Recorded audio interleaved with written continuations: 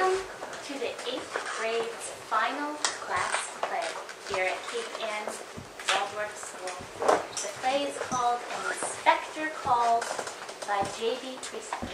So we take you back 100 years to an industrial suburb in England. Enjoy the play.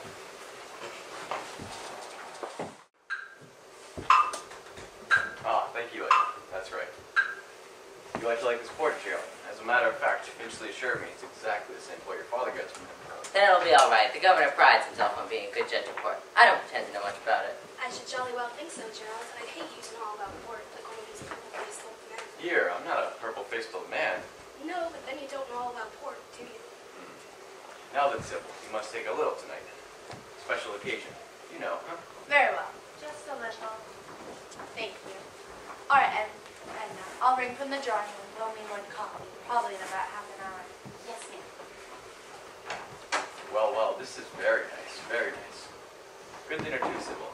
Tell cook for me. Absolutely first class. Arthur, you're not supposed to say such things. Oh, come, I'm treating Gerald like one of the family, and I'm sure he won't object. Go on, Gerald. Just you object. Wouldn't dream of it. In fact, I insist upon being one of the family now. I've been trying for long enough, haven't I? Haven't I? You know I have. Of course she does. Yes, except for all last summer when you hardly came near me, and I wondered what had happened. And I've told you, I was very busy at the works all that time. Yes, that's what you said. Now, Sheila, don't tease him. When you're married, you'll come to realize that men with important work to do have to sometimes spend nearly all their time and energy on their business. They'll have to get used to that, just as I had. Isn't that so, Arthur? Quite. I don't believe I will, so you be careful. Oh, I will. Now, what's the joke? I don't know, I just suddenly felt I had to laugh. You're so...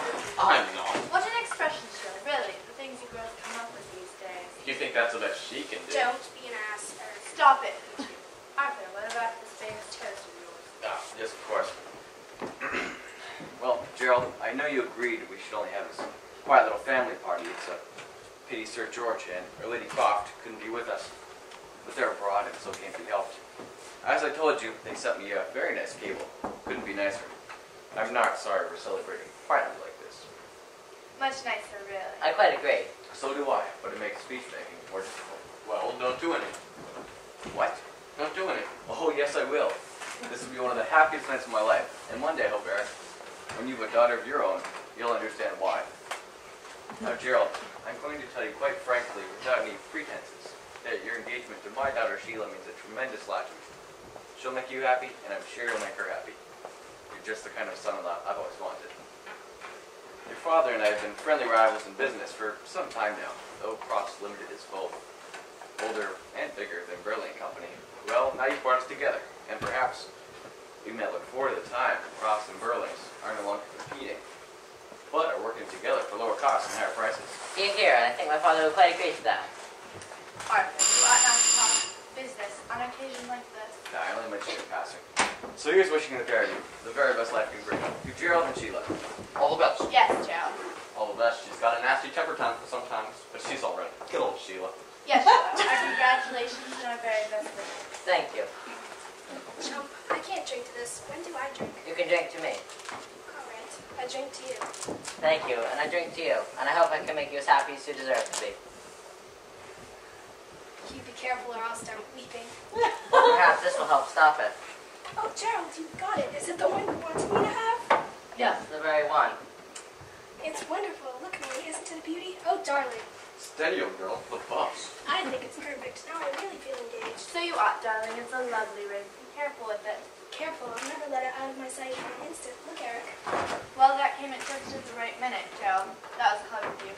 Now, Arthur, if you have no more to say, I think Sheila and I had better go into the drawing room and leave you men. I just want to say this. There's a good deal of silly talk about these days, but I speak as a hard-headed businessman who has to take risks and knows what he's about. I say you can ignore all this silly, pessimistic talk. When you marry, you will be married in a very good time, and soon it will be an even better time. I think you're right, sir. Yes, but what about war? What? Don't interrupt, Eric. I was just getting to that.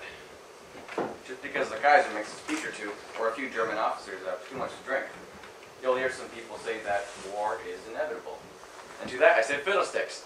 The Germans don't want war. Nobody wants war, except some half-civilized folks in the Balkans. And why? There's too much at stake these days.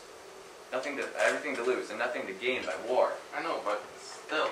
Just let me finish, Eric. You will want to learn yet. The world is developing so fast that it'll make war impossible. Look at the progress we're making. In a year or two, we'll have aeroplanes that will be able to go anywhere. Look at the automobile making headway. Bigger and faster all the time. And then ships. Why, a new friend of mine went down to the new liner last week. 46,800 tons. 46,800 tons. New York. In 5 days. And every luxury. Oh, and unsinkable. Absolutely unsinkable. That's what we've got to keep your eye on. Facts like that. Progress like that. And not a few German officers talking nonsense and a few scaremongers here making a fuss about nothing. Now you three young people, listen up and remember what I'm telling you now. In 20 or 30 years' time, let's say in the 40s, your son or daughter might be getting engaged. And by that time, I tell you, you will be living in a world that will have forgotten all about these capital versus labor agitations and all these silly little war scares. There will be peace and prosperity and rapid progress everywhere. Yes, of course, dear. Well, don't leave you out here too long. Eric, I want 2 minutes. A cigar? No thanks, I can't really enjoy them. You don't know you're missing. Help yourself to the port. Thanks.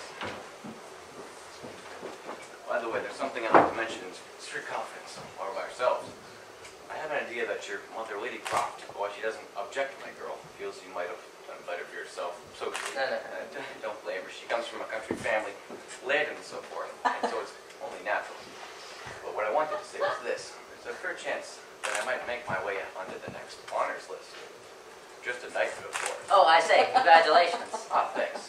But it's a bit too early for that. You see, I was Lord Mayor here 2 years ago when royalty visited us. And I've always been regarded as a sound, useful party man. And so, well, I gather there's a very good chance of a knighthood, so long as we don't get ourselves into any police court or start a scandal, eh? You seem like a very well-behaved family to me. I would think we are. So if that's the only obstacle, I think you might as well accept my congratulations now.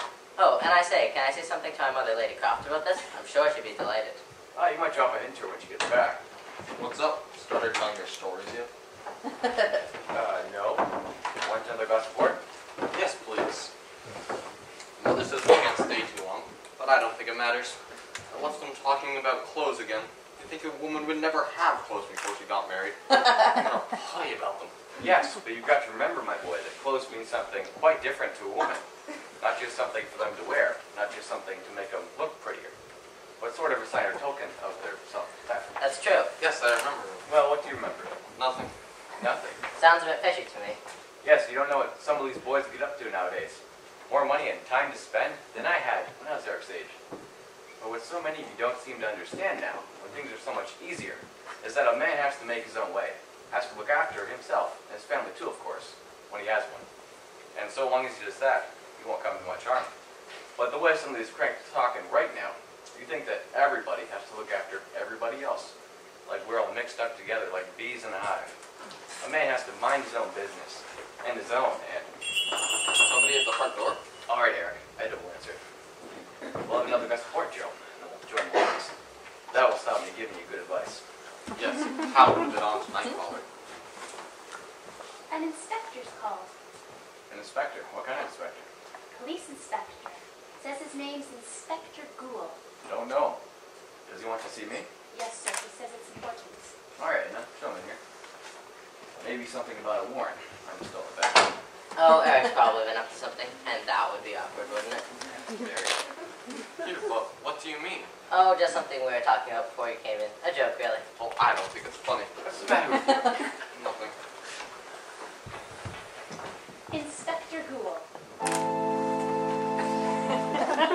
Mr. Birling. Good evening, Inspector. You're new, aren't you? Yes, sir. Only recently transferred. I thought you must be. I was an alderman for years, and Lord Mayor 2 years ago, and I'm still on the bench. So I know the Bromley police officers pretty well, and I thought I'd never seen you before. Quite so. Sit down, Inspector. Thank you, sir. Have a glass of port, or a little whiskey. No, thank you, Mr. Birling. I'm on duty. Well, what can I do for you then? Some trouble about a warrant? No. Well, what then? I'd like some information if you don't mind, Mr. Birling. 2 hours ago, a young woman died in the infirmary. She'd been taken there this afternoon after swallowing a lot of strong disinfectant. Burnt her inside out, of course. My God. Yes, she was in great agony. They did everything they could for her in the infirmary. But she died. Suicide, of course. Yes, horrible business. But I don't see why you should come here, Inspector. I've been around to the room she had. She left a letter there in some sort of diary. Like a lot of these young women, get into various kinds of trouble. She'd use more than one name. But her original name, her real name, was Eva Smith. Eva Smith? Do you remember her, Mr. Bro? No. But I seem to remember hearing that name, Eva Smith, somewhere. But it doesn't convey anything to me, and I don't see where I come into this. She was employed at your works at one time. Oh, that's it. Well, is it? Well, we have several hundred young women there. And, you know, they keep changing. This young woman, Eva Smith, well, was a bit out of the ordinary. I found a photograph of her in her lodgings. Perhaps you will remember her from that. Any particular reason why I shouldn't see his photograph, Inspector? There might be. And the same applies to me, I suppose. Yes. I can't imagine what it could be. Neither can I. And I must say, I agree with them, Inspector. That's the way I like to go to work. One person and one line of inquiry at a time. Otherwise, there's a muddle. I see. I think you've had enough of that port, Eric. And I think you remember Eva Smith now. Don't you, Mr. Bro? Yes, she was one of my employees, and then I discharged her. Is that why she committed suicide? When was this fall? Just keep quiet, Eric. This girl left us nearly 2 years ago. Let me see. It must have been early autumn of 1910. Yes, end of September, 1910. That's right. Look here, sir. Wouldn't you rather I was out of this? I don't mind you being here, Gerald, and I'm sure you have no objection. Have you, Inspector? Perhaps I'd like to explain first that this is Mr. Gerald Croft, son of Sir George Croft. You know, Croft Limited? Mr. Gerald Croft. Yes, incidentally, we have been modestly celebrating his engagement to my daughter Sheila. I see. Mr. Gerald Croft is going to marry Miss Sheila Birling. I hope so. Then I prefer you to stay. Oh, all right. Look, there's nothing mysterious about this business. It's a perfectly straightforward case. But as it happened nearly 2 years ago, obviously there's nothing whatsoever to do with the wretched girl's suicide. Huh, Inspector? No, sir. I can't agree with you there. Why not? Because what happened to her then may have determined what happened to her afterwards. What happened to her afterwards may have driven her to suicide. A chain of events. Put it like that, there is something in what you say. Still, I can't accept any responsibility. If we are all responsible for everything that happened to everybody we had to do with, it would all be very awkward, wouldn't it? Very. Awful. We'd all be in an impossible position, wouldn't we? Joe, yes. And what were you saying earlier, Father, about a man has to make his own way? We didn't go into all that. Go into what? Just before you came, I had been giving these young men some good advice. Now about this girl, Eva Smith. I remember her quite well now. She was a lively, good-looking girl. And she'd been working in one of our machine shops for over a year. Good worker, too. But after they came back from their holidays that August, they grew rather restless. They suddenly decided to ask for a raise. They've been averaging about 22 shillings, which was neither more nor less than is generally paid in our industry. They wanted their raise raised so they could average 25 shillings a week. I refused, of course. Why? Did you just say why? Yes. Why did you refuse? Well, Inspector, I don't see there's any concern here, so I choose to run my business. Now, is it? It might be, you know. I don't like that tone. I'm sorry, sir, but you asked me a question. And you asked me a question, too, before that. A very unnecessary question. It's my duty to ask questions. And it's my duty to keep labor costs down. And if I'd agreed for that demand for a new rate, we'd have added about 12% to our labor costs. Does that satisfy you? We were paying them the usual rates, and if they didn't like those rates, they can go and work somewhere else. It's a free country, I told them. It isn't if you can't go and work somewhere else. Quite so. Rubbish. If you don't condemn sharply on some of these people, they'll soon be asking for the earth. I should say so. They might. But after all, it's better to ask for the earth than to take it.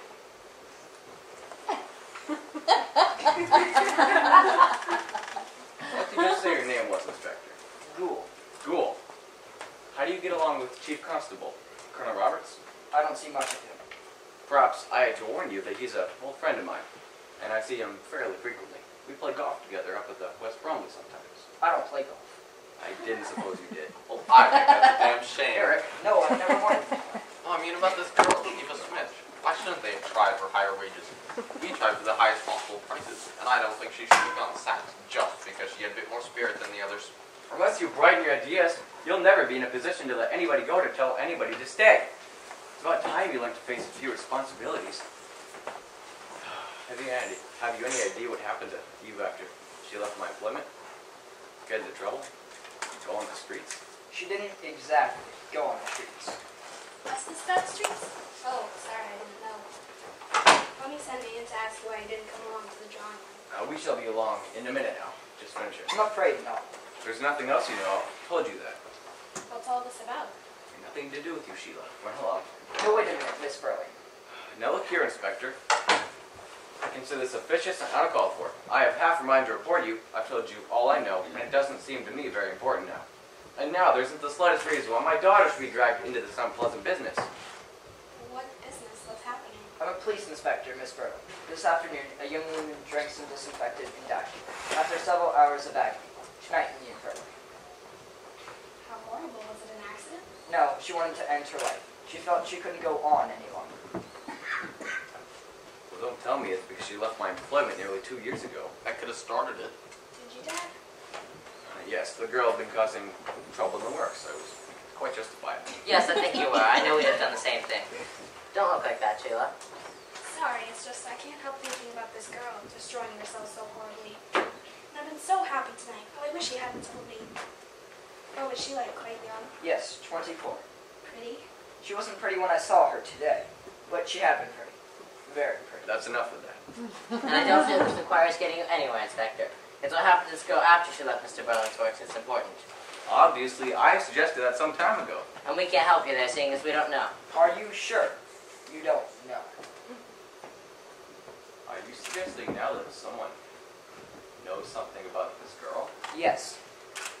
You didn't just come here to see me then? No. Well, Inspector, if I'd known that before, I wouldn't have called you officious and talked about reporting you. You understand that, don't you? I thought that for some reason, best known to yourself, you were making the most of this tiny bit of information I gave you. I'm sorry this makes a difference. You share your facts? Some of them, yes. They don't amount to very much, though, do they? The girl's dead, though. What do you mean by saying that? You talk as if you were responsible. I've never known an Eva Smith. Neither have I. Is that her name, Eva Smith? Yes. Never heard it before. Like a lot of young women, she used more than one name. She is still Eva Smith. Well, Mr. Birling sacked her for wanting 25 shillings a week instead of 22. But after that, she stopped being Eva Smith. Perhaps she had enough. Can't blame her. I think it was a mean thing to do. Perhaps that's what spoils everything for her. Rubbish. Have you any idea what happened to her after she left my employment? Yes, she was out of work for the next 2 months. Both her parents were dead, so she had no home to go back to. And she hadn't been able to save much out of what Mr. Birling and company had paid her. So after 2 months, with no work, no money coming in, living in lodgings, no relatives to help her, few friends, alone and half-starved, she was feeling desperate. I should think so. It's a shame. There are a lot of young women living this sort of existence, Miss Birling, in every big town and city in this country. If there weren't the factories and warehouses, we'd nowhere to look for cheap labor. Ask your father. But these girls aren't cheap labor. They're people. I've had that notion myself from time to time. In fact, I think it would all do us a bit of good. Sometimes we put ourselves in the places of these young women, counting our pennies in their dingy back bedrooms. I expect it would. But what happened to her afterwards? She had what seemed to her a wonderful stroke of luck. She was taken on in a shop. A good shop, too. Millwards. Millwards, we go there. I was just there this afternoon for your benefit. Good. Yes, she was lucky to get taken on at Millwards. That's what she thought. She enjoyed being among pretty clothes, I have no doubt. And she felt she was making a good, fresh start. You can imagine how she felt. Of course. And then she got herself into trouble, I suppose. Just after 2 months, just as she was settling down nicely, they told her she'd have to go. Not doing her work properly? There was nothing wrong with the way she was doing her work. They admitted that. There must have been something wrong. All she knew was that a customer complained about her, and she had to go. When was this? End of January, last year. What did this girl look like? If you'll come over here, I'll show you.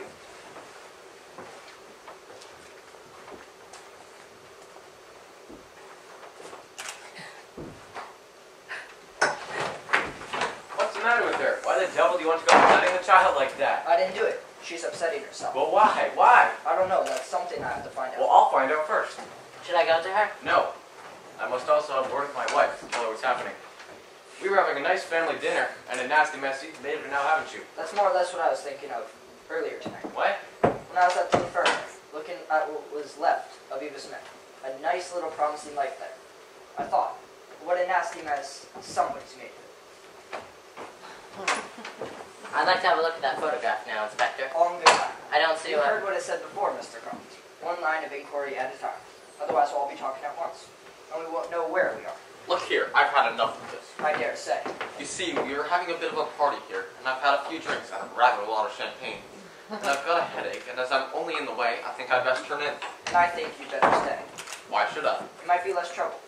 If you turn in now, you might have to turn out again soon. Getting a bit heavy-handed, are you, Inspector? Possibly. But if you're easy with me, I'm easy with you. And remember, we're respectable citizens and not dangerous criminals. Sometimes there isn't as much difference as you might think. Often. If it was left to me, I wouldn't know where to draw the line. But fortunately, it isn't left to you. No, it isn't. But some things are left to me. Inquiries of this sort, for instance. Well, Miss Birling, You knew it was me all the time, didn't you? I had an idea it might be. From something the girl wrote herself. I told my father about it, and he didn't seem to think it amounted to much, but I felt rotten about it at the time. And now I feel a lot worse. Did it make much difference to her? Yes. It was the last steady job she had. So I'm really responsible? No, not entirely. A good deal happened to her after that, but you're partly to blame. Just like your father is. But what did Sheila do? I went to the manager at Millwards and told him that if they didn't get rid of that girl, I'd never go near the place again. And why did you do that? And when I was looking at myself in the mirror, I caught sight of this girl smiling at the sales girl, and I was furious. And was that the girl's fault? No, it was my own fault. Alright, Gerald, you needn't look at me like that. At least I'm trying to tell the truth. I'm sure you've done things you're ashamed of. I never said I hadn't. I don't see Never what- mind that now. You can settle it between you afterwards. What happened then? I'd gone to try something on, and it was an idea of my own. Mother had been against it, and so did the sales girl, but I insisted. When I tried it on, I knew they'd been right. I looked silly and thing. Well, this girl had brought the dress up from the workroom, and when the sales girl, Miss Francis, had asked her something about it, this girl, to show us what she meant, held up the dress as if she was wearing it, and it just suited her. She was a very pretty girl, too, with soft, fine hair and big, dark eyes, and that didn't make it any better. Well, when I tried the thing on and looked at myself and knew it was all wrong, I caught sight of this girl smiling at Miss Francis as if to say, "Doesn't she look awful?" I was furious. I went to the manager and told him that if they didn't get how impertinent this girl had been, and how could I have known what would happen to her afterwards? She'd been some miserable, plain little thing. I don't suppose I would have done it. But she looked like she could take care of herself. In fact, in a kind of way, you might have said to be jealous of her. Yes, I suppose so. So you used the power you had, you being the daughter of a good customer and a well-known man of the town, to punish her because she made you feel like that. But why had this to happen? That's what I asked myself tonight when I was looking at the dead girl. Then I asked myself, well, we'll try to figure out why it had to happen. And that's why I'm here, and why I'm not leaving until I know all that happened. Eva Smith lost her job with Mr. Birling and Company because the strike failed, and they were determined not to have another one. At last she found a new job, under what name, I do not know, in a big shop, and had to leave there because you were annoyed with yourself, and passed the annoyance on to her. She had to try something new. So first, she changed her name to Daisy Renton.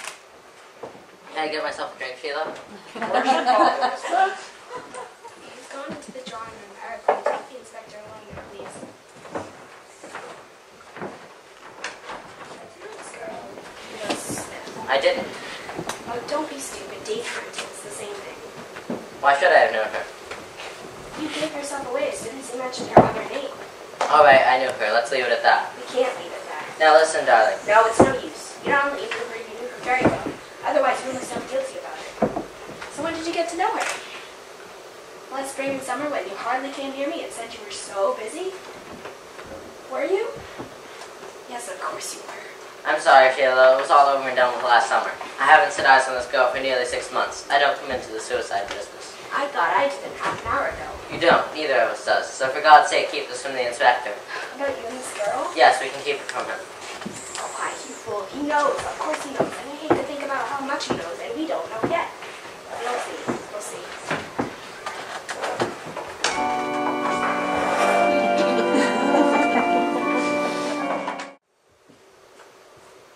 Well, You see? What did I tell you? what did you tell her? Inspector, I think Miss Birling ought to be excused from any more of this questioning. She's told you all she knows. She's had a long, exciting, and tiring day. We were celebrating our engagement before this, and she's obviously had about as much as she can handle. You heard her. He means I'm getting hysterical now. And are you? Probably. Well, I don't want to keep you here. I have no more questions to ask you. No, but you haven't finished asking questions, have you? No. You see? Then I'm staying. Why should you? It's bound to be unpleasant and disturbing. And you think young women ought to be protected against unpleasant things? If possible, yes. Now, Miss Birling has just been made to understand what she did to this girl. She feels responsible. And if she leaves now and does not hear it anymore, she'll feel entirely to blame. She'll be alone with her responsibilities. The rest of tonight, all of tomorrow, and all the next night. Yes, that's it. And I know I'm to blame, and I'm desperately sorry, but I can't believe, I won't believe. That is simply my fault that in the end she committed suicide. That'd be too horrible. You see, we have to share something. If nothing else, we have to share our guilt. Yes, that's true. I don't understand about you. There is no reason why you should. I don't know much about police inspectors, but the ones I've met were a bit like you. Good evening, Inspector. Good evening, madam. I'm Mrs. Birling. My husband has just explained why you're here, and as we'll be glad to tell you anything you want to know, I don't think we can help you much. Mother, don't. What's the matter, Sheila? You see, I feel you're reading it all wrong when you say or do something that you'll be sorry for afterwards. I don't understand it. You see, we all started like that, so confident, so pleased with ourselves, until we began asking questions. You seem to make quite a great impression on this child, Inspector. We often do, on the young ones. They're more impressionable. You're looking tired, dear. You ought to go to bed and forget about this absurd business. You'll feel better in the morning. Mother, I couldn't possibly go. Nothing would be worse for me. I'm staying here until I know where I go kill myself. Nothing but morbid curiosity. No, it isn't. Please don't contradict me like that. And in any case, I don't think we can suppose for a minute why this girl committed suicide. Girls of that class. Mother, no, you mustn't. For your sake as well as ours, you mustn't. Mustn't what? Really, Sheila? You mustn't try to build up a kind of wall between us and that girl. If you do, then the inspector will just break it down. I don't understand you. Do you? Yes, and she's right. I beg your pardon. I said yes, I do understand her, and she's right. I understand you managed to conduct some sort of inquiry here, Inspector, but I must say that so far you're conducting it rather peculiar and offensive manner. You know, of course, my husband was Lord Mayor only 2 years ago, and he's still a magistrate. Mrs. Birling, the inspector knows all this, and I don't think it's a good idea to remind him. It's crazy. Stop it, Mother. They're right, you know. Really? Yes. Now, what about Mr. Birling? Oh, he's coming back in a minute. He's just gone to talk to my son, Eric, who seems to be in an excitable, silly mood. What's the matter with him? Eric, oh, I'm afraid he's had rather too much to drink tonight. We were having a little celebration here. Isn't he used to drinking? No, of course not. He's only a boy. No, he's a young man. He drinks far too much. Sheila. I don't want to get poor Eric into trouble. He's probably in enough trouble already. But we really must stop him with these silly pretenses. This isn't the time to pretend that Eric isn't used to drinking. He's been steadily drinking far too much for the last 2 years. It's not true. You know him. Gerald, you must know it's not true. Well, Mr. Croft? I'm afraid it is. Actually, I've never seen much of him outside the house, but, well, from what I have gathered, he does drink pretty hard. This is the time you choose to tell me. Yes, of course it is. That's what I meant when I talked about building up a wall which were to be knocked flat. Makes it all the harder to bear. But it's you and not the inspector here who's doing it. Don't you see? He hasn't started on you yet. If necessary, I should be glad to answer any questions the inspector wishes to ask of me. Though naturally, I don't know anything about this girl. We'll see, Mrs. Birling. I have been trying to persuade Eric to go to bed, but he won't. Now he tells me you told him to stay up. Did you? Yes, I did. Why? Because I don't want to talk to him, Mr. Birling. I don't see why you should, but if you must, I suggest you do it now. No, I can't do that yet. I'm sorry. He must wait his turn. Now look here, He must Inspector. wait his turn. Inspector, I told you before, I don't like your tone. nor the way you're handling this inquiry, and I don't propose to give you much more rope. You needn't give me any rope. He's giving us ropes so that we'll hang ourselves. What's the matter with that child? Overcrowded. She refuses to go. Well, come along. What is it you wish to know? At the end of January last year, this girl, Eva Smith, had to leave Millwards because Miss Birling compelled them to discharge her. Then she stopped being Eva Smith. Looking for a new job, she became Daisy Renton with other ideas. Mr. Croft, when did you first get to know her? Where did you get the idea that I did know her? Please, Gerald, you're wasting time. As soon as I mentioned the name Daisy Renton, it became obvious that you'd known her. You gave yourself away at once. Of course he did. And anyhow, I knew already. Where and when did you first meet this girl? Alright, if you must have it, I met her for some time in the bar, last March in the bar at the Palace. I mean the Palace Music Hall here in Brooklyn. Well, we didn't think you meant Buckingham Palace. Thanks, I can see you're going to be a great help. You said your piece and you're obviously going to hate this, so why on earth don't you just leave us to it? I don't understand what happens when a man says he's so busy at work, he can hardly ever find time to see the girl he's supposed to be in love with. I wouldn't. Be quiet. Yes, Mr. Croft. At the bar at the Palace Variety Theater. I happened to go down there one night after a rather long and dull day at work, and seeing as the show wasn't very bright, I headed down to the bar for a drink. I didn't intend to stay that long. I hate those hard-eyed, dough-faced women. But then I saw a girl who was quite different. She was very young and pretty. Soft brown hair, big dark eyes. My God. What's the matter? Sorry, I've just realized, taking it improperly, that she's dead. Yes, the girl is dead. Go on. And this girl was charmingly dressed, too, and in a simple and inexpensive sort of way. And altogether, she looked very out of place down there. And she was not enjoying herself, seeing as old Joe Meggerty at our corner with that obscene fat carcass of his. There's no need to be disgusting, and surely you don't mean Alderman Meggerty. Of course I do. He's a notorious womanizer and one of the worst sots and rogues here in Brumley. Well, really, Alderman Meggerty? Well, we are learning something tonight. Of course we are. Besides, everybody knows about the homo old Meggerty. The girl I know had to see him at the town hall one afternoon, and she only escaped with a torn blouse. Sheila. Go on. And this girl saw me looking at her and gave me a glance, obviously an SOS. I went over and told old Meggerty that the manager had a message for him or some nonsense, and that got him out of the way. And then I told her if she didn't want any more of that, she'd best let me take her out of there, and she agreed at once. Where did you go? We went to the county hotel, which I knew would be quieter at that time of night. We had a few drinks and talked. She talked about herself? Yes. She told me that her name was Daisy Renton, that she'd lost both parents, and she had originally come from somewhere outside Brumley. She told me that she had a job in the works, but she'd had to leave after strike. She also said something about the shop too, but would not say which it was and was deliberately vague about it. I could not get the details from her about her past life. She wanted to talk about herself just because she felt I was interested and friendly. But at the same time, she wanted to be Daisy Renton and not Eva Smith. In fact, I heard that name for the first time tonight. Although what she did let slip, although I'm sure she didn't mean to, was that she was very hard up and that she was actually hungry. I made the people at the county find some food for her. And then, you decided to keep her as your mistress? What? Of course, Mother. It was obvious from the start. Go on, Joe. Don't mind Mother.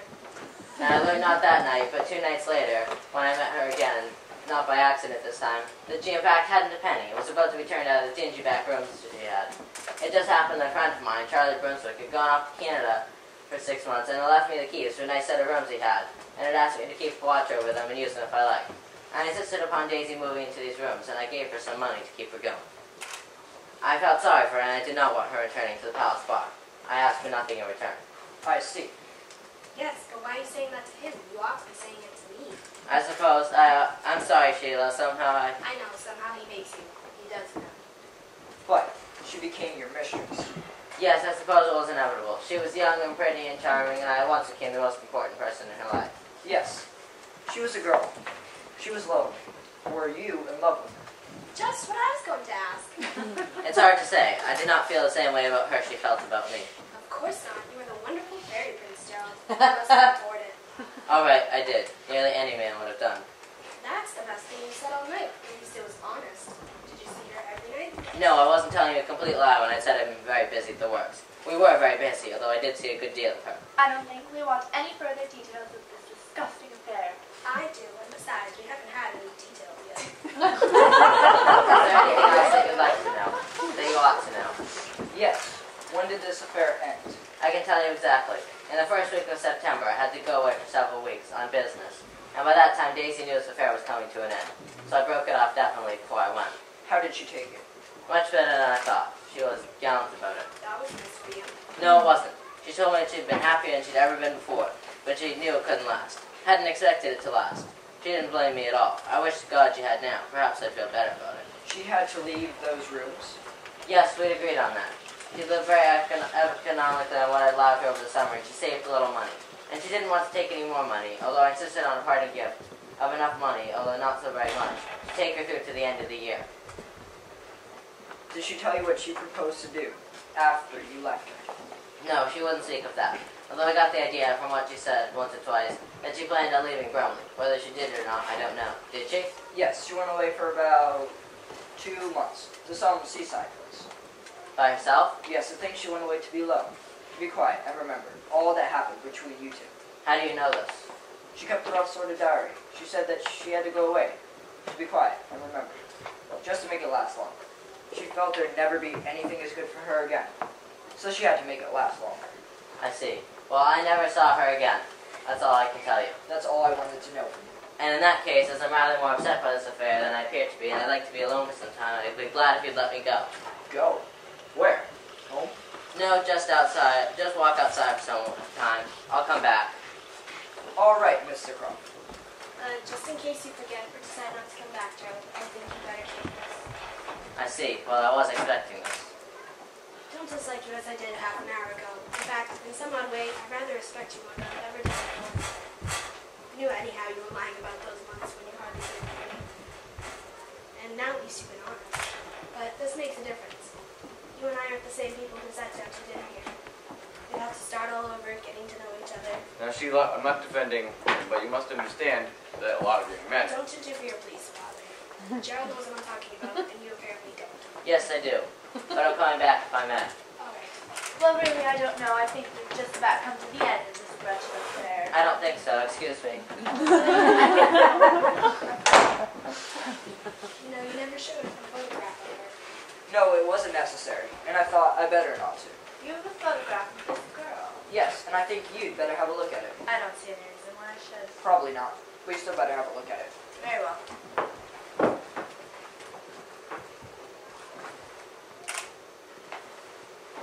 Do you recognize her? No, why should I? Of course, she might have changed lately, I But don't I- understand. but I can't imagine she could have changed so much. I don't understand you, Inspector. You mean you don't choose to, Mrs. Birling? I meant what I said. You aren't telling me the truth. I beg your pardon. Now, look here, Inspector. You'll apologize at once. Apologize for what? Doing my duty? No, for being so offensive about it. I'm a public man. Public men, Mr. Birling, have their responsibilities as well as their privileges. Possibly. But you weren't asked to come here to talk to me about my responsibilities, were you? Let's hope not. We're beginning to wonder. Does that mean something, Sheila? We have no excuse now for putting on airs, and if we've any sense, we won't try. Now, pretending you don't recognize the photograph. I admit I don't know why you should, but I know jolly well that you did in fact recognize her by the way you looked. And if you're not telling the truth, why should the inspector apologize? Can't you see the photo? You're only making it worse. Gerald must have come back. Unless your son has just gone out. I'll see.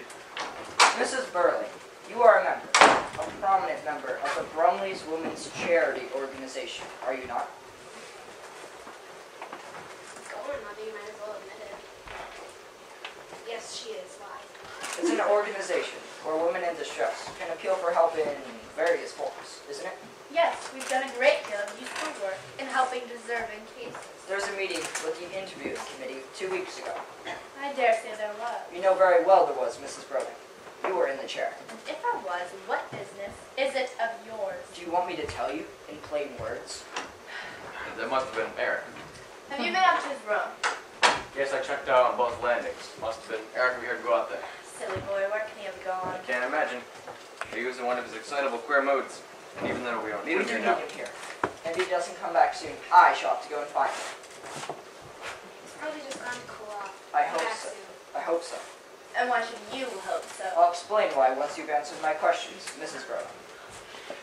Is there any reason why my wife should answer questions from you, Inspector? Yes, a very good reason. You'll remember that Mr. Croft, and I believe quite truthfully, told us that he hadn't seen or spoken to Eva Smith since last September. But Mrs. Birling here spoke and saw her 2 weeks ago. Is that true? Mother! Yes, quite true. She appealed to your organization for help, Yes. not as Eva Smith. No, nor is Daisy Renton. She first called herself Mrs. Birling. Mrs. Birling? Yes, I think it was simply a piece of gross impertinence. Quite deliberate, and naturally that was one of the things that prejudiced me against her case. I should think so. Damned impudence. You admit being prejudiced against her case? Yes, But Mother, don't forget, she was just tied up for death. I'm sorry, but I think she'd only herself to blame. Was it owing to your influence, you being the most prominent member of the committee, that help was refused the girl? Possibly. Was it or was it not your influence? Yes, it was. I didn't like her marriage. She'd impertinently made use of our name, though she pretended afterwards it just happened to be the first she thought of. She had to admit, after I began questioning her, she had no claim to the name. She wasn't married, and that the story she had told at first about a young man who deserted her was quite false. It didn't take me long to get the truth, or some other truth, out of her. Why did she want help? You know very well why she wanted help. No, I don't. I know why she needed help. But since I wasn't there, I do not know what she asked your committee. I don't think we need to discuss it. You have no hope of not discussing it, Mrs. Birling. If you think you can bring any pressure to bear on me, Inspector, you're quite mistaken. Unlike the other three, I did nothing I'm ashamed of, or that won't bear investigation. The girl asked for assistance. We are asked to look carefully into the claims made upon us. I wasn't satisfied with the girl's claim. She seemed to me to be not a good case, and so I used my influence to have her refused. And in spite of what's happened to the girl since, I consider I did my duty. So, if I prefer not to discuss it any further, you have no power to make me change my mind. I've done nothing wrong, and you know it. I think you've done something terribly wrong, Mrs. Birling, and you are going to spend the rest of your life regretting it. I wish you'd been with me tonight at the infirmary. You'd have seen... No, I've imagined it enough already. Well then, the next time you imagine it, just remember that this girl was going to have a child. No, how could she have wanted to kill herself? She'd been turned out and turned down too many times. This was the end. Mother, you must have known. It was because she was going to have a child that she went to your mother's committee for help. Look here, this wasn't Gerald Croft. No, nothing to do with him. Thank goodness for that, anyhow. And so you have nothing further to tell me? Eh? I'll tell you what I told her. Go and find the father of this child. It's his responsibility. That doesn't make it any less yours. She came to you for help when no other woman could have needed it more, and you slammed the door in her face. Mother, I think it was cruel and vile. I must say, Sybil, that when this comes out the inquest, it isn't going to do us much good. The press might easily take it out. Oh, stop it. Both of you. And please remember, before you start accusing me of anything, again it wasn't I who had her turned out of her employment, which probably began it all. In the circumstances, I think I was justified. The girl had begun by telling us a pack of lies. Afterwards, I discovered she knew who the father was.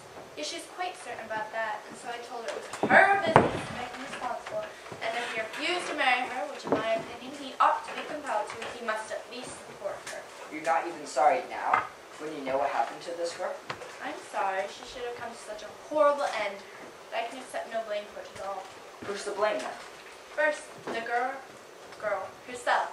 Secondly, I blame the young man who was going to be the father of the child she was going to have.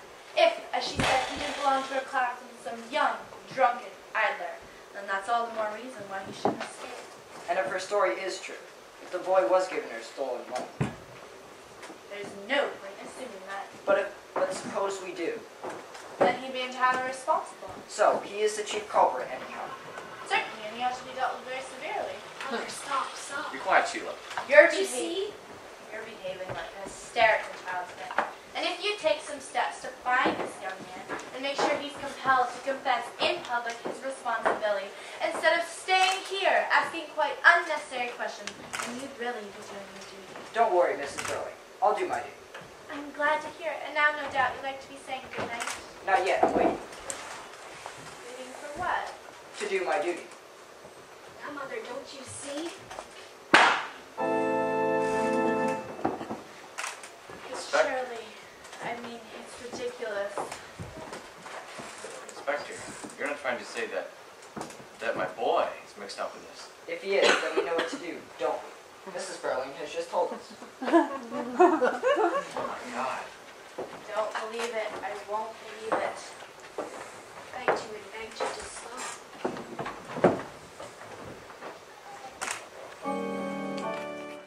Oh, Eric, I can't believe it. There must be some mistake. You don't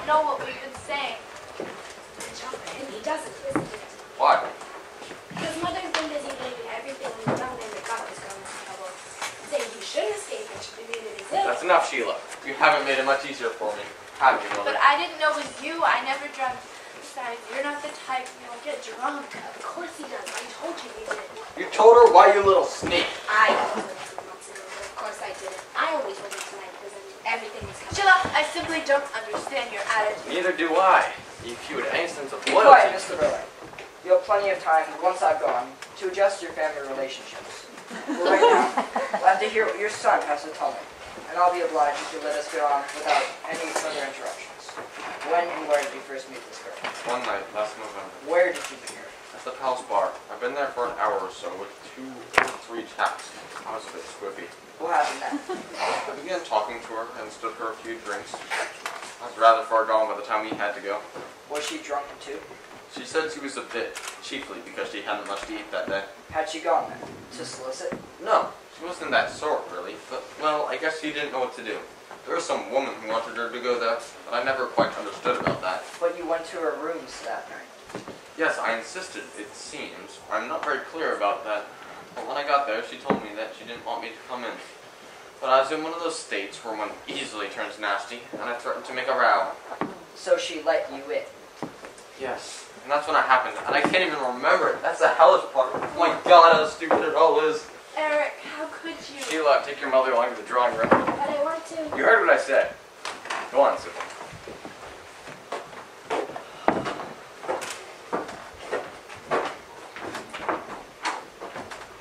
When did you see her again? About a fortnight afterwards. By appointment? No, and I couldn't remember her name or where she lived. It was all very vague, but I happened to see her again at the Palace Bar. More drinks? Yes, but this time I wasn't so bad. But you went to her room set again. Yes, and this time we talked a bit. She talked about herself, and I talked too. I told her my name and what I did. And you made love again. Yes. I wasn't in love with her or anything, but I liked her. She was pretty and a good sport. So, you had to go to bed with her. Well, I'm old enough to be married before, right? And I hate these battle cries around town, so one night I see some of your respectable friends. I don't want any of that talking And I to don't you. want it from either. Settle it afterwards. Did you arrange to see each other after that? Yes. And the next time, or the time after that, she told me that she thought she was going to have a child. But she wasn't sure. And then she was. Of course. And of course she was worried. Yes, and so was I. I was in a hell of a state about it. Did she suggest you ought to marry her? No, she didn't want me to marry her. Said I didn't love her and all that. In a way, she treated me as though I were only a child, even though I was nearly as old as she was. So what did you propose to do? Well, she hadn't a job, and she didn't feel like trying again for one. And she hadn't any money, so I insisted on giving her enough money to keep her going, until she refused to take any more. How much did you give her? All together. I suppose about 50 pounds, all told. 50 pounds? On top of drinking and going around the town.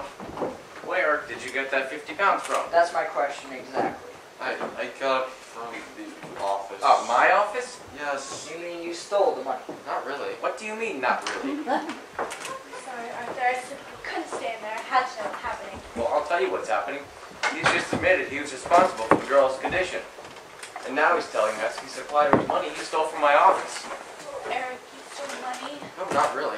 I intended to pay it back. We've heard that story before. How could you have paid it back? I'd have managed somehow. I had some money. Why didn't you come to me when you find yourself in this mess? Because you're not the kind of father a chap would go to when he's in trouble. That's why. Your trouble is you've been spoiled. And my trouble is that I haven't much time. You'll be able to divide the responsibilities between you once I've gone. Just one last question. That's all. The girl realized the money you were giving her was stolen, didn't she? Yes, and that's the worst of it. She wouldn't take any more. She didn't want to see me again. Here, but how did you know that? Did she tell you? No, she told me nothing. I never spoke to her. She told Mother. Sheila. Eric has to know. She told you, but how? Did she come here? No, she couldn't have done that. She didn't know that I lived here. Tell me, come on, don't just look like that. Tell me, what happened? I'll tell you. She went to your mother's committee for help. Your mother refused that help. Then you killed her. She came to you to protect me, and you turned her away. Yes, you killed her. And the child. My child. Your own grandchild. Damn you! Eric, please. I didn't know. I didn't understand. You don't understand anything. You never did. You never even tried. Eric. When I get back, you stay off, you young fool, or else... Stop! I don't need to know any more. And neither do you. Eva Smith killed herself and died a horrible death, but each and every one of you helped to kill her. Remember that.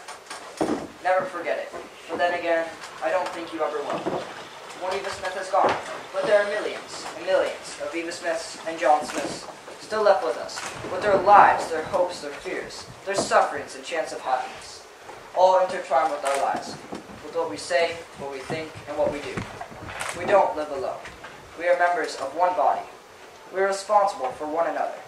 And I tell you that the day will soon come when men will not learn that lesson, but they will be taught it in fire, in blood, and anguish. We don't live alone. Good night.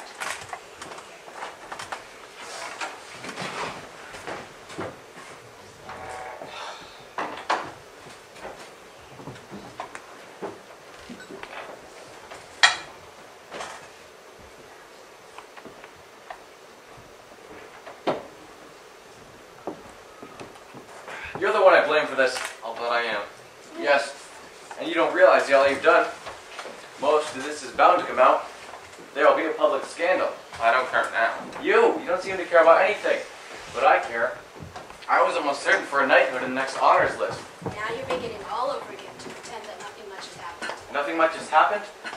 Haven't I already said there will be a public scandal, unless we're lucky. And then I'm the one who'll suffer. That's not what I'm talking about. I don't care about that. The point is, you don't seem to have learned anything. Don't I? Well, you're quite wrong there. I've learned plenty tonight. And you don't want me to tell you what I've learned, I hope. When I look back on what I was thinking when the 5 Yes, seconds... do you remember what you were saying to Jill and me when you were feeling so pleased with yourself? You told us that a man has to make his own way, and that we weren't to pay any attention to these pranks around town that tell us that every man has to look out for each other, as if we were all mixed together. Do you remember? Yes, and then one of those pranks walked in the door. The inspector. I don't suppose you told him it's every man for himself? Is that when the inspector came, just after Father said that? Yes, what of it? Now, what's the matter, Sheila? Well, it doesn't matter much now. Was he really a police inspector? Well, if he wasn't, it matters the devil a lot. It makes all the difference. No, it doesn't. Don't talk rubbish. Of course it does.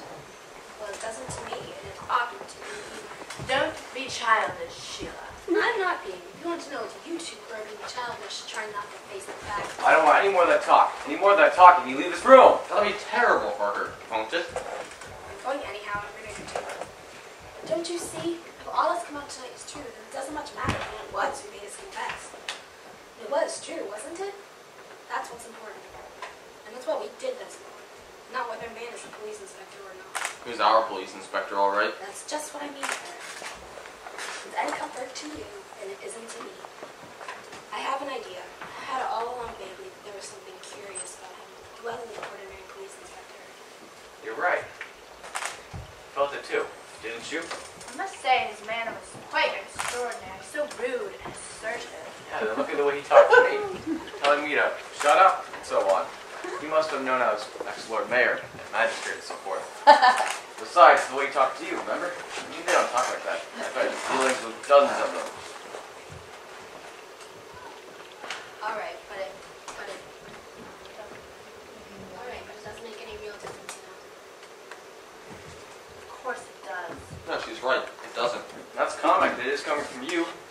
You're the one it makes the most difference to. You've confessed to theft, and he knows all about it. And he can bring it out at the inquest, and then if necessary, carry it to court. You know, he hardly ever told him anything he didn't already know. Did you notice that? No, that's nothing. He had a bit of information left by the girl, and made a few smart guesses. But the fact remains, if you all hadn't talked so much, he'd really have little to go on. And really, when I come to think of it, why you all had to go letting yourselves out like that beats me. He's talking like that now, but he made us confess. He certainly didn't make me confess, as you call it. I told him quite quickly I thought I had done no more than my duty. Fact is, you allowed yourselves to be bluffed. Yes, bluffed. Now really, Arthur. Who's this? Had I better go? No, I asked her to wait up to make some tea. Might be Gerald coming back. Oh yes, I've forgotten all about him. It's Mr. Croft. I hope you don't mind my coming back. I had a certain reason for doing so. When did the inspector go? Only a few minutes ago, he put us all through it. Sheila. Gerald made us well know. You needn't discipline, through all that stuff. Alright, but we're all in it up to the neck. It got worse after. How did he behave? He was frightening. If you ask me, he behaved in a rather peculiar and suspicious manner. It's the rude way he talked to Mr. Birling and me. It's quite extraordinary. Why? You know something. What is it? That man wasn't the police inspector. What? Are you certain? I'm almost certain. That's what I came here to tell you. Oh, you asked about it, eh? Yes, there was a sergeant I know down the road, and I asked him about the spectacle, and I described the job carefully to him. And he swore there wasn't any spectacle or anyone like him on the force. You didn't tell him. No, I passed off by saying I've been having an argument with someone. But the point is, this sergeant was dead certain there wasn't any chap like the inspector who came here. My jingle. Fake. Didn't I tell you? Didn't I say I could imagine a real police inspector talking like that to us? It's alright saying that now. I was the only one of you who didn't give in to him, and now I say we must discuss this business quietly and sensibly and decide if there's anything to be done about it. You're absolutely right, my dear. We've already discovered one important fact, that fellow was a fraud, even host. And this may not be the end by any means. Sure it isn't. You all right? Good. Eric, sit down. I'm alright. You needn't stand there as if what? As if you've nothing to do with this family. Just remember your position, young man. If anybody's up in the neck in this business, you are. So you better take some interest in it. I do take some interest in it. I take too much. That's my trouble. It's mine too.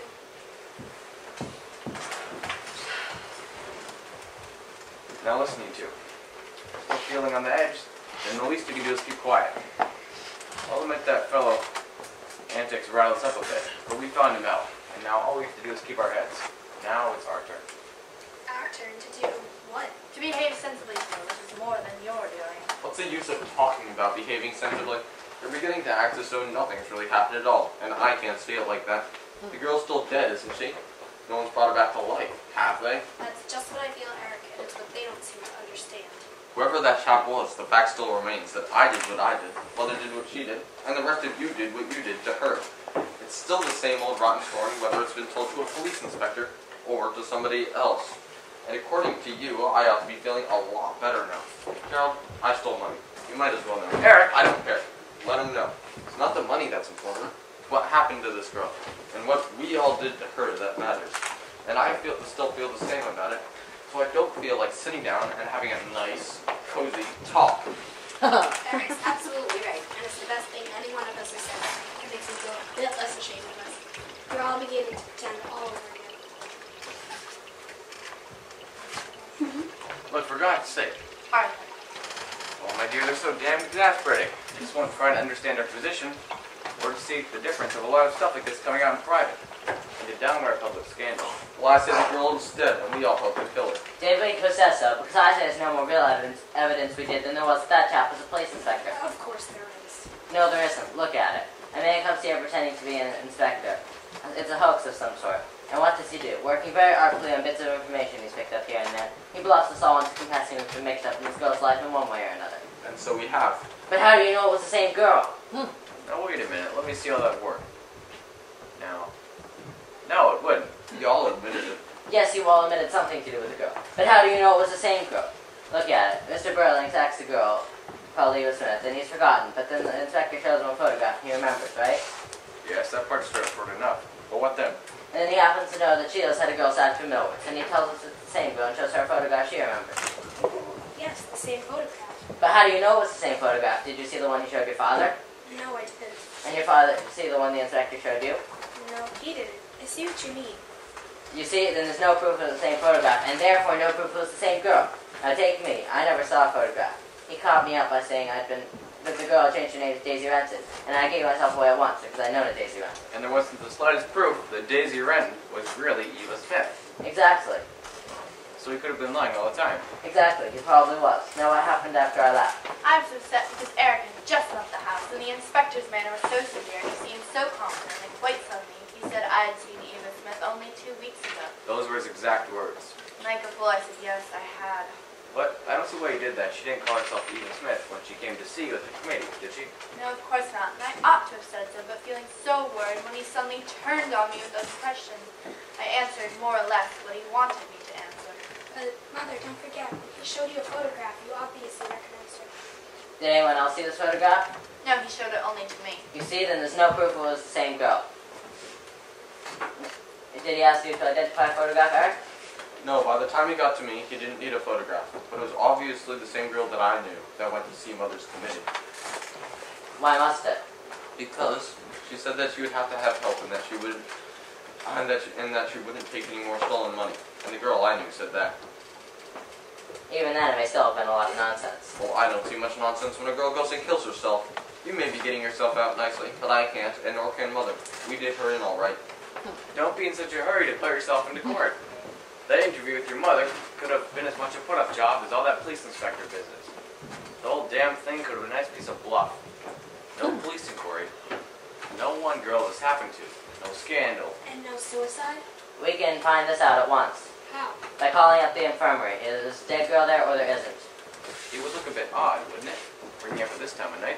I don't mind doing it. Mind you, they may have a girl there who committed suicide, and that may have given this chap the idea of coming here and frightening us.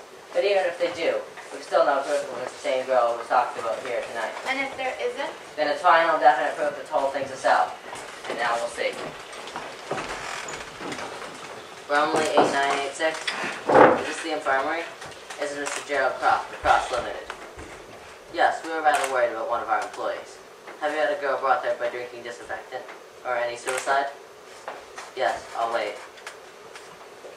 Yeah, you're certain? Well, thank you. Good night. No girl has died there tonight. No girl has been brought there by drinking disinfectant. They haven't had a suicide for months. There you are. The whole story's just a lot of moonshine. Nothing but an elaborate sell. What a relief. Gerald, a drink. Thanks, I think I could do with one now. I must say, Gerald, I'm quite grateful. You argued this very cleverly. Well, you see, while I was out on a walk, I had to cool off and think things out. Yes, he didn't keep you on the run as he did the rest of us. I'll admit that fellow gave me a bit of a scare at that time, but I had a special reason for not wanting public scandal now. So here's to us. Come on, Sheila, don't look like that all over now. The worst part is, you're forgetting something I still can't forget. Everything we said had happened really had happened, and if it didn't end tragically, well, that's lucky for us. But it might have done. But the whole thing's different now. Come, come, you can see that, can't you? You all helped kill her. And you should have seen the look on your faces when he said that.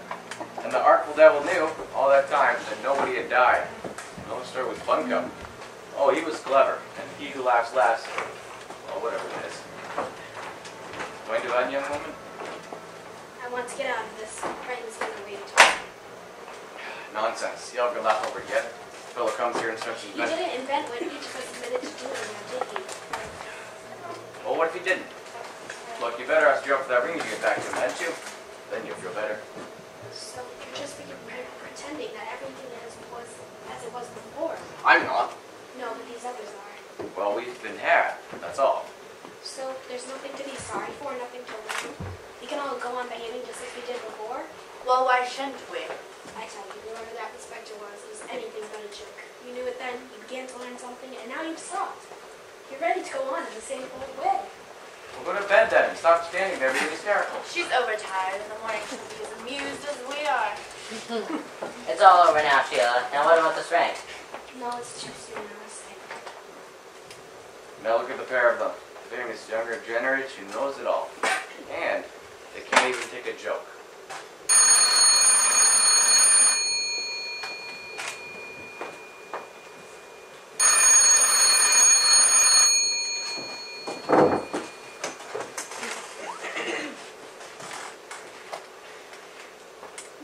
Yes, Mr. Arthur Birling speaking. What? Here, but... Hello?